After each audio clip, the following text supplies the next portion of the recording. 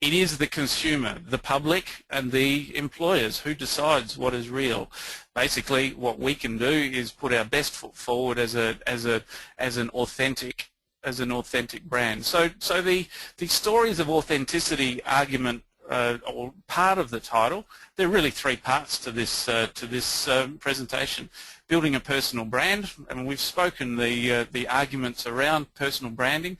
The stories of authenticity is a fantastic chapter that I'll cover right now, around written by Professor Beverland, and a quick look at Kevin Lane Keller's strategies for positioning, which comes out of the branding literature, but offers something to us as people looking to build personal brands. So, as I wait for my computer to do its change, there we are.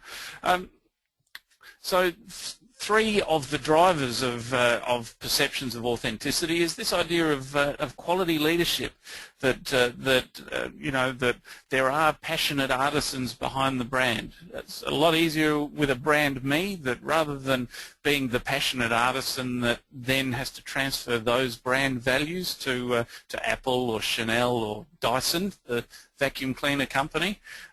It's you know, we are driving an authentic brand as brand me.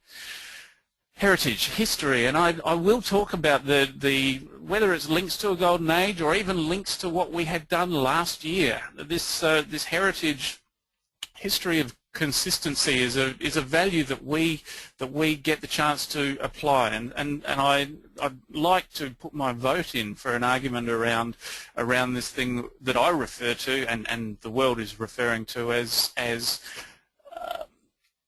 curation. Content curation is the fact that you're building your history as you go. So I will cover some of those approaches to building a history as we go, so that one day somebody Googles us and there's a mountain of authentic quality content sitting there talking about Cullen Habel did this, or Andrew has done this, and of course sincerity, the gladiator honor and truth, because it gives us a competitive advantage as individuals. It's, you know, if we truly are what we are, it can't be faked or copied. It's a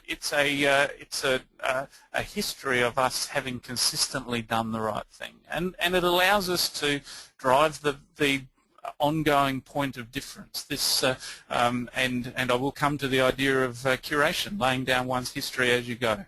In effect, digging the well before we need the water. You know, it's if a Google search returns the first 6 pages of results, which is you having lived an interesting life and delivering value for one's employer, or being true to your principles, it's a valuable asset, and I argue the most valuable asset that we have. So, you know, given that we are an honest and upstanding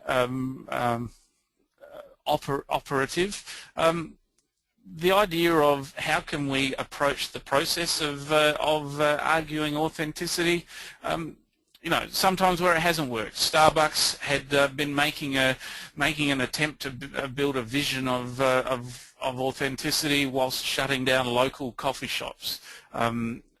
Often the marketers aiming to promote authenticity, the old story, a joke that I cringe over, that sincerity is important, and once you can fake sincerity, you've got it made, is often, you know, this slick marketing, I think, is possibly a thing of the 1990s. And so the challenge, I argue, is that it's not necessarily about getting real, it's about being real. So if we are real, then what are some of the approaches to you know, being real rather than just acting real? The chapter, of course, out of that really well put together text argues that stories are important, that without the white shark, or Superman without kryptonite, or Red Riding Hood without a wolf is how this feeling of authenticity is created. It can be done for a brand, I argue, probably done more in a more straightforward manner for an individual looking to build a personal brand. And these stories of heroism and authenticity are arrived at through conflict and sustained effort. So the metaphors that have been played, the David and Goliath battle of Virgin, the passionate artisan of John Dyson who believed that vacuum cleaner manufacturers were just trashing the world, or treating consumers as fools, and he saw a better way. Peter Jackson would simply not drift from Tolkien's vision of the Rings trilogy. So the hero stories and the 7 that I will work through here is the first category: the hero triumphing under impossible odds, and the hero overcoming a dilemma without any particular apparent solution. So out of that text I was looking at, the categories are sitting there. So let's walk through each of them. The against all odds story, with Real Groovy Records in New Zealand, being a supporter of struggling New Zealand artists, so it's at one with community, not being afraid to truly sit side by side with the community. So Crowded House got their start by Real Groovy Records selling this product, their product, at no cost throughout the 1980s. Not being afraid to put some money in to bail out a student-run radio station, and that gained a mountain of loyalty from consumers in the face of higher prices. So a number of years ago, where Real Groovy Records ran into financial difficulties and put themselves into voluntary administration or receivership, out of the blue came a series of white knight investors who simply couldn't imagine an industry without Real Groovy Records. And so part of that community is not being afraid to assimilate into cultures.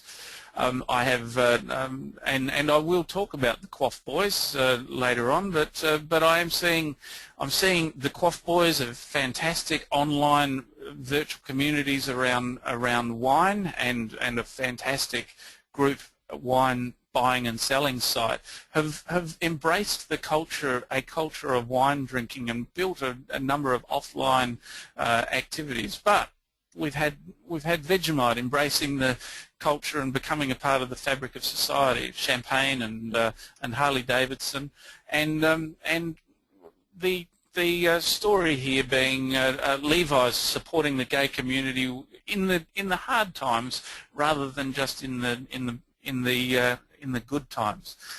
So I see one of the first, and so much easier, I feel, for a person driving a personal brand to do this. And later on we'll talk about some of the tools, in particular blogs and Twitter, as some of the ways where this story can be told and developed. So beyond the being at one with community, one of the other archetypes